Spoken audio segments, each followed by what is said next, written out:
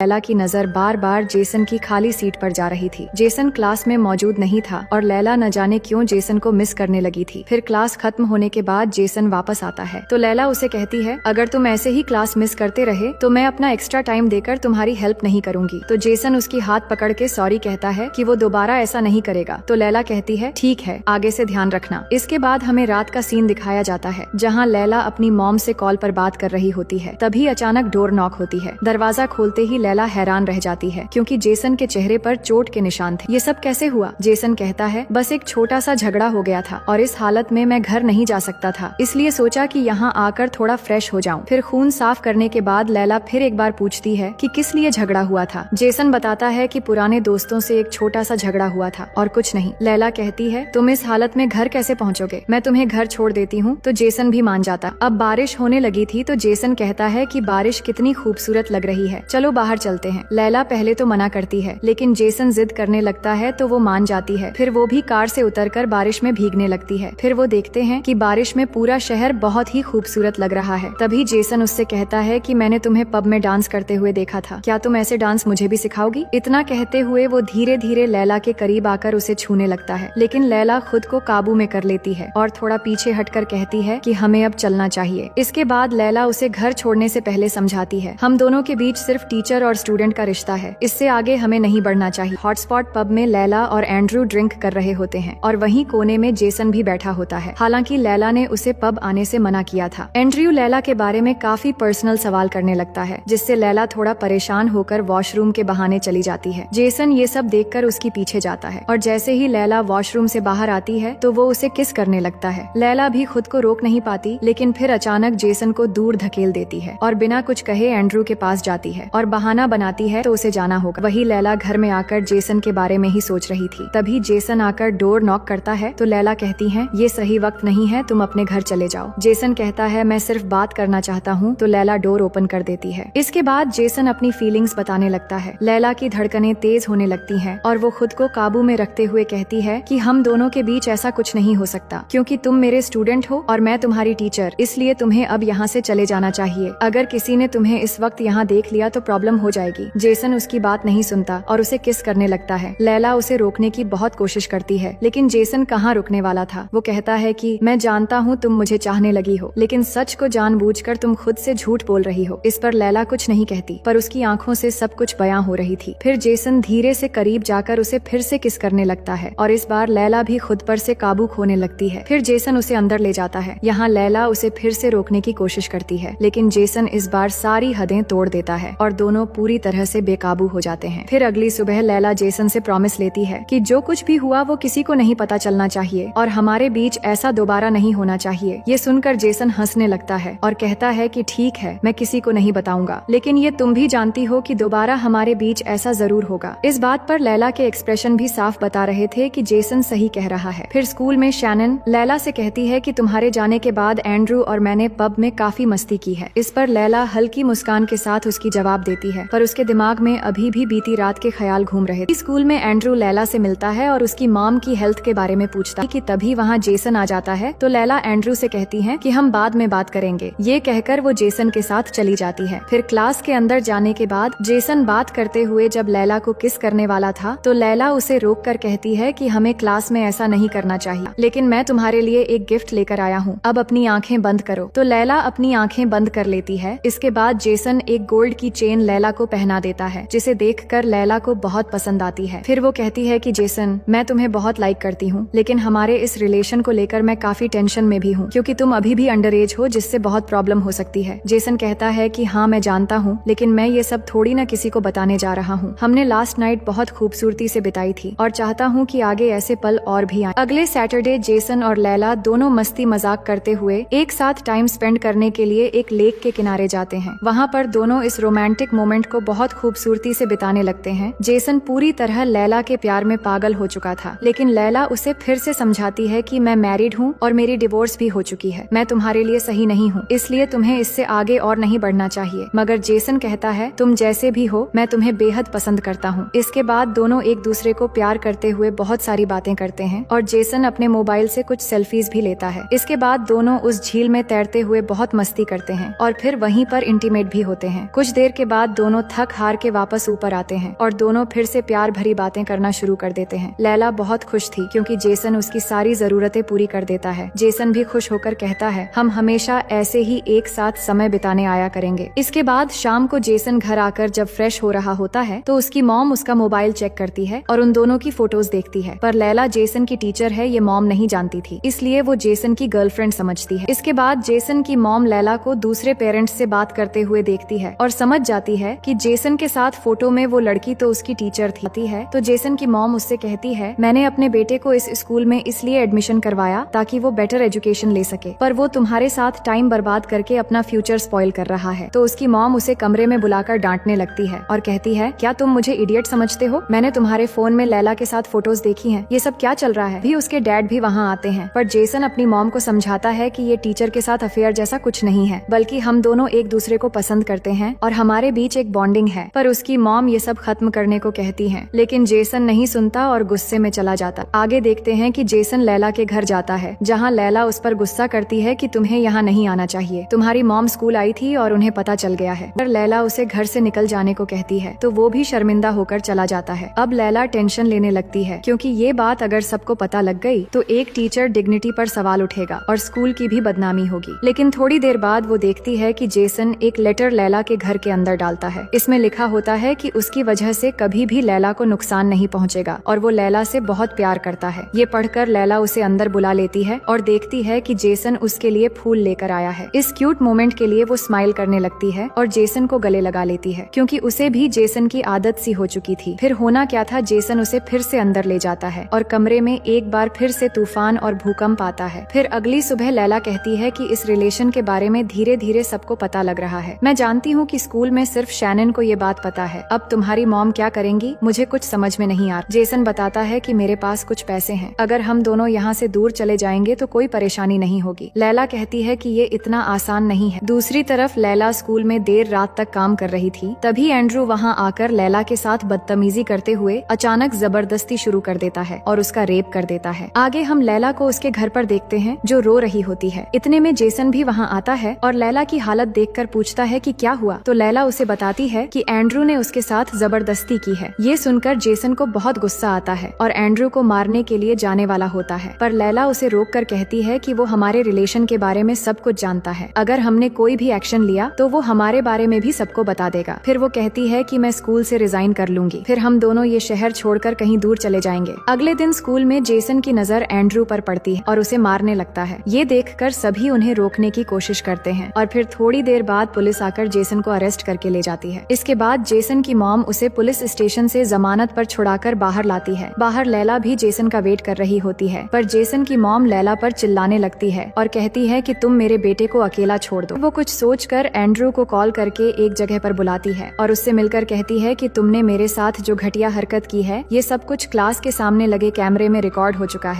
अगर तुमने जेसन के खिलाफ अपना बयान वापस नहीं लिया तो मुझे पुलिस में रिपोर्ट करनी पड़ेगी। ये सुनकर एंड्रू घबरा जाता है और जाकर अपना बयान वापस ले लेता है। अब पुलिस से छुटकारा मिलने के बाद जेसन सीधे लैला के पास आता है और उसके साथ शहर छोड़कर जाने की बात करता है, पर लैला उसे बहुत दुखी होकर बताती है कि मैं शहर छोड़कर जा रही हूँ पर तुम मेरे साथ नहीं आओगे, कि तुम्हारी जिंदगी की शुरुआत अभी अभी हुई है और तुम्हारे पेरेंट्स को भी तुम पर बहुत उम्मीदें हैं। सुनकर जेसन बहुत दुखी हो जाता है और कहता है कि मैं तुमसे बहुत प्यार करता हूँ, मैं तुम्हें छोड़कर रह नहीं पाऊंगा। लैला कहती है कि मैं भी तुमसे बहुत प्यार करती हूँ, लेकिन तुम्हारी भलाई के लिए मुझे ऐसा करना पड़ेगा।